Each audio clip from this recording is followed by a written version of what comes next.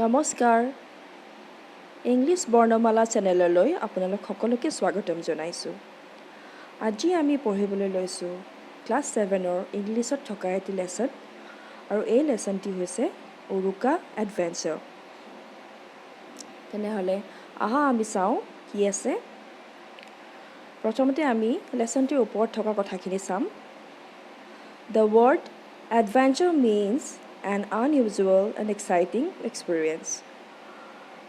Adventure শব্দটিৰ অৰ্থ কি হৈছে এটা অগতানুগতিক আৰু উত্তেজনাপূৰ্ণ অভিজ্ঞতা unusual মানে হৈছে এনেকুৱা কিছুমান কাম বা অভিজ্ঞতা যিবোৰ সদায় নহয় যিবোৰ আমি খুব কমেহে দেখা যায় এইটো কৈছে unusual and exciting মানে হৈছে উত্তেজনা থকা আমাৰ যেতিয়া মনটো খুব বেছি উগুল-থুগুল লাগি থাকে নতুন কিবা এটা দেখিম বা কিবা এটা নতুন কৰিম তেতিয়া আমাৰ মনটো যেনেকুৱা লাগি থাকে সেই মুহূৰ্তটো কোৱা হয় এক্সাইটিং বুলি এক্সপেৰিয়েন্স মানে হৈছে অভিজ্ঞতা তেতিয়াহ'লে আমি চাওঁ এডভেঞ্চাৰ মানে কি এটা অগতানুগতিক আৰু উত্তেজনাপূৰ্ণ অভিজ্ঞতাই হৈছে এডভেঞ্চাৰ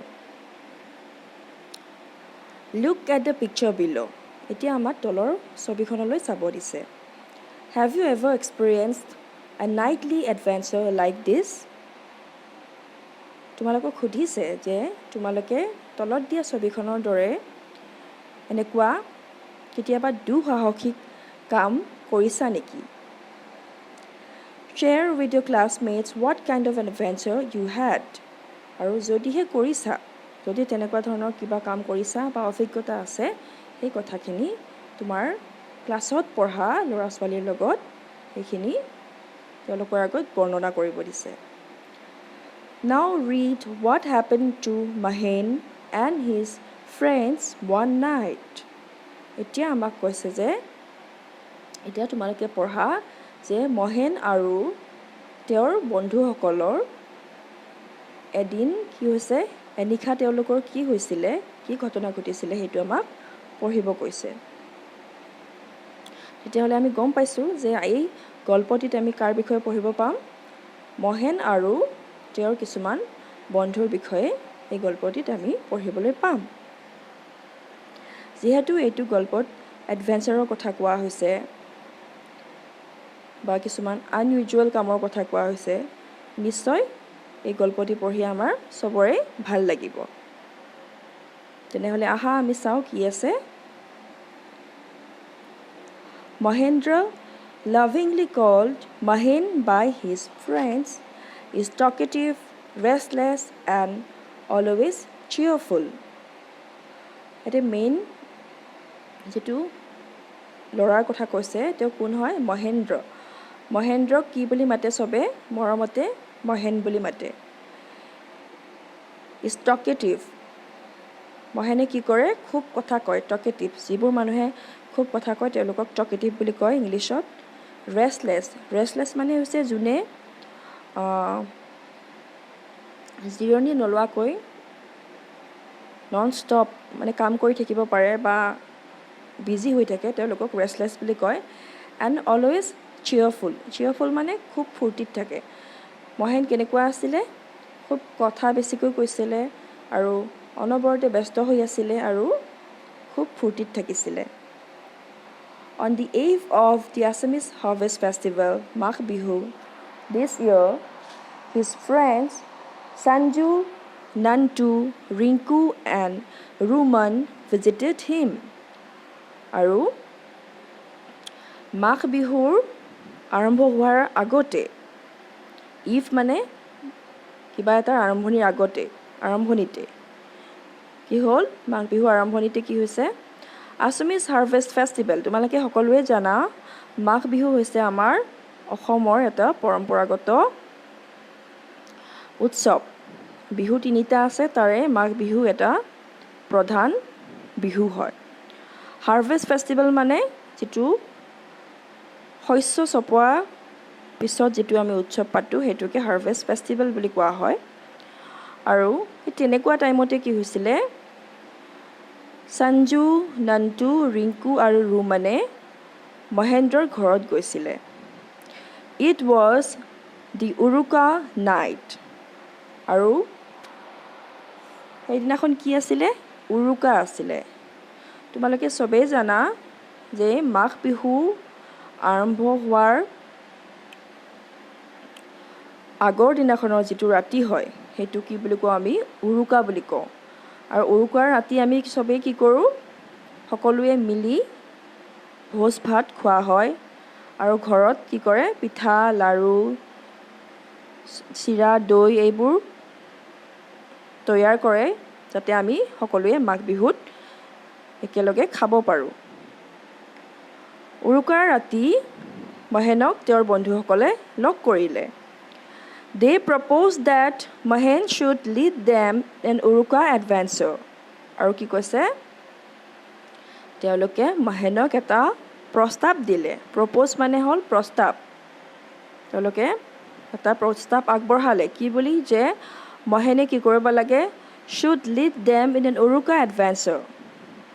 মহেনে এটা উৰুকা এডভেঞ্চাৰ কৰিব লাগে। আৰু সেই এডভেঞ্চাৰটোত লিডাৰ কোন হ'ব? নেতৃত্ব কোনে দিব? মহেনে দিব। Mahen jumped up excitedly and looked at his friends with an air of authority. আৰু এই কথাটো শুনাৰ লগে লগে মহেনে কি কৰিলে? ফূৰ্তিতে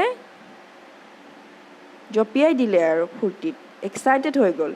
আৰু তেওঁৰ বন্ধুসকলৰ মুখৰ পিনে চাই তো কেনেকৈ চালে? যেন তেওঁ সকলোতকৈ ওপৰত হৈ গ'ল। তেওঁৰ কথা যেন সকলোৱে মানি চলিব। তেনেকুৱা এটা চাউনেৰে তেওঁ লগৰ কেইজনক চালে। অথৰিটি মানে মালিক বা যাৰ কথা চবে শুনিব লাগে তেনেকুৱা। He was ready for any adventure. আৰু মহেনটো এনেও ভালেই পায় এডভেঞ্চাৰ কৰি। তেওঁ কি আছিলে? আগৰ পৰাই এডভেঞ্চাৰৰ কাৰণে সাজুৱেই আছিলে।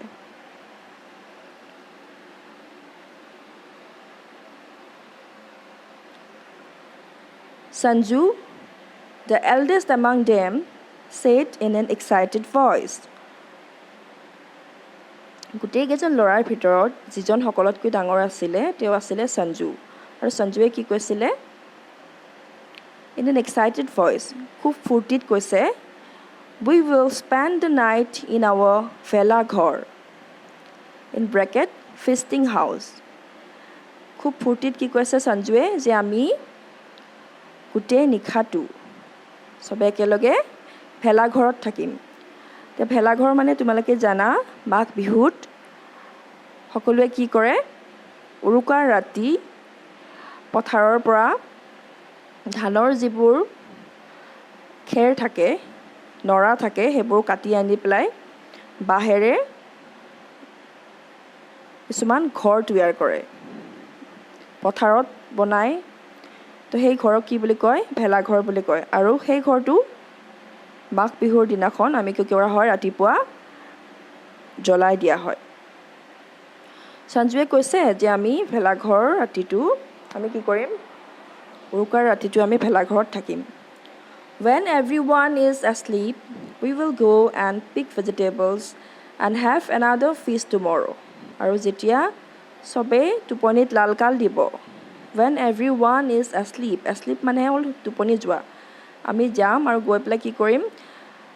pick vegetables মানে আমি পাচলি আমি কি কৰিম? ছিঙি আনিম।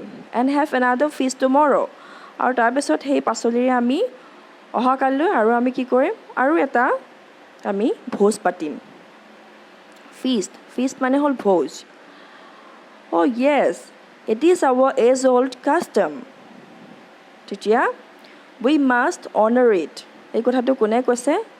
Mahen responded gleefully.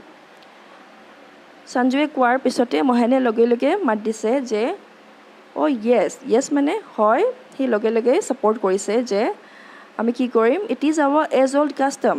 আমি নিশ্চয় কৰিম। কাৰণ কিয়? এইটো আমাৰ এটা পৰম্পৰাগত কি এটা আমাৰ এইটো বহু পুৰণিকলীয়া এটা ৰীতি। কাষ্টম মানে হ'ল ৰীতি। We must honor it. Honor মানে হ'ল সন্মান জনোৱা।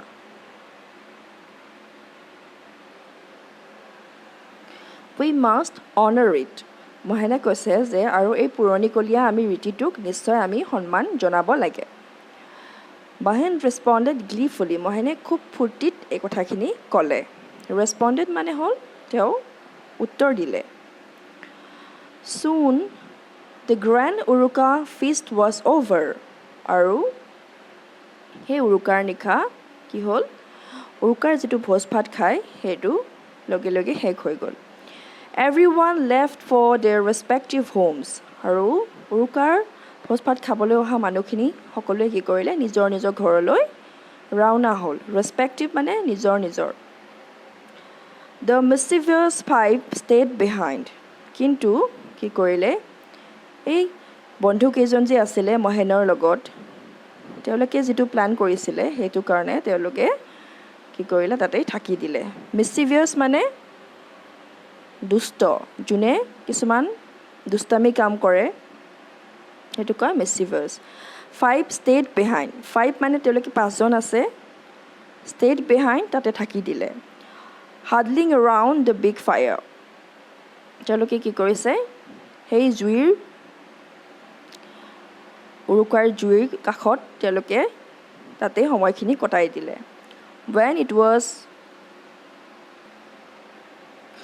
When it was past midnight, Mahen rose and commanded the others to follow him in their nocturnal adventure.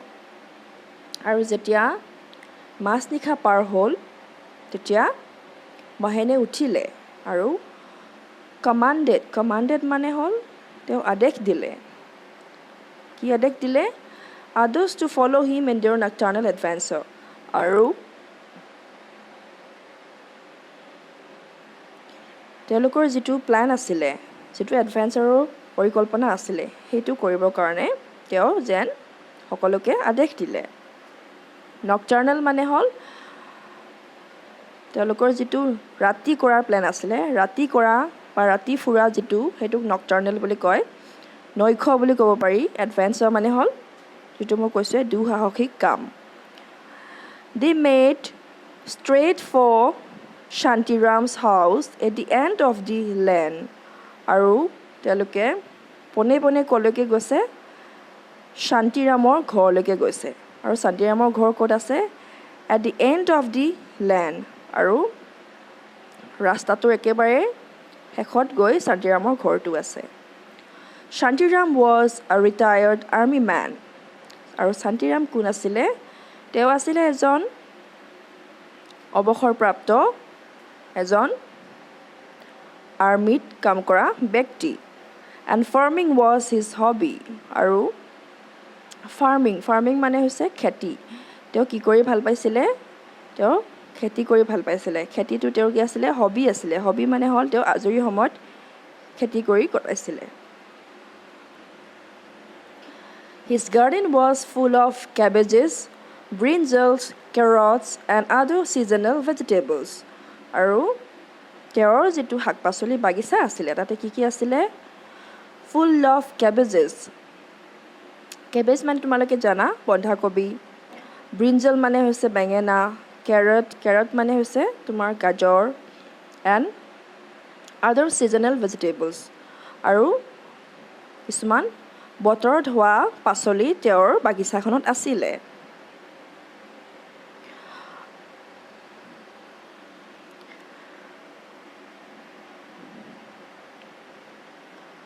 এতিয়ালৈকে যিখিনি কৰালোঁ মই নেক্সট আৰু যিখিনি আছে পেৰাগ্ৰাফ 3টামান পেৰাগ্ৰাফ আৰু আছে সেইখিনি মই তোমালোকক নেক্সট ভিডিঅ'টোত দি দিম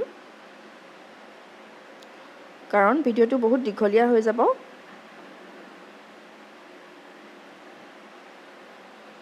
যিখিনি পঢ়াইছোঁ তোমালোকে নিশ্চয় বুজি পাইছা আৰু নাপালে সুধিব পাৰা কিবা যদি আছে কোৱেশ্চন মই নেক্সট ভিডিঅ'টো গোটেইখিনি কমপ্লিট কৰি দিম আশা কৰিছোঁ তোমালোকে লেসনটো বুজি পাইছা আৰু ভিডিঅ'টো যদিহে ভাল লাগিছে তেতিয়াহ'লে লাইক কৰি দিবা শ্বেয়াৰ কৰিবা লগৰবিলাকৰ লগত আৰু চেনেলটো ছাবস্ক্ৰাইব কৰি দিবা থেংক ইউ।